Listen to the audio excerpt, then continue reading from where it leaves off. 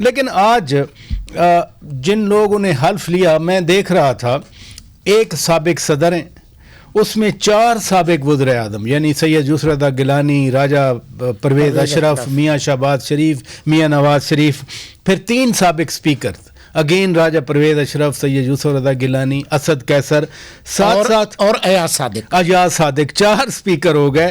2 سابق گورنرز بھی M N اے بنے ہیں، لطیف کھوسہ صاحب اور میاں آذر صاحب.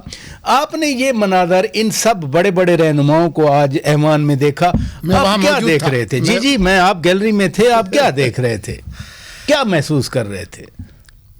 ایک خوشی اور دکھ دونوں کا ایک ملا جلا تاثر ہے. اچھا.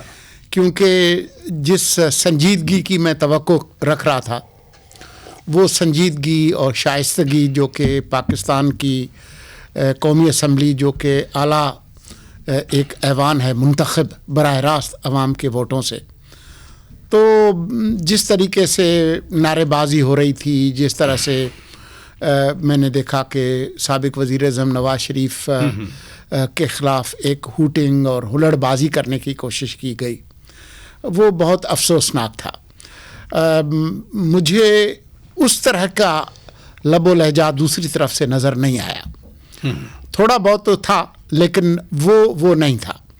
تو یہ ایک افسوسناک امر تھا. لیکن اچھی بات جو تھی وہ یہ تھی کہ تمام تر حربوں اور تمام تر تاخیری جو حربے، جن میں ہمارے صدر مملکت بھی شامل ہیں، اس کے باوجود جو آئین کے اندر لکھا تھا 91 سب کلاس 2، اس کے تحت وہ اجلاس جو ہے وہ ہو گیا.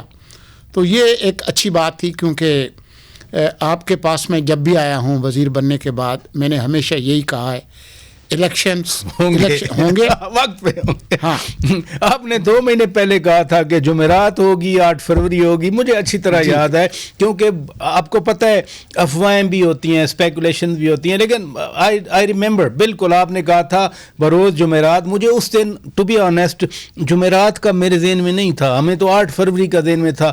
آپ نے جمعرات ہمارے ذہن میں ڈالا تھا، اور میں نے 2024 بھی کہا تھا، جی 2024 کوئی اس کو 2025 نہ بنا لے. نہیں 2024 بھی.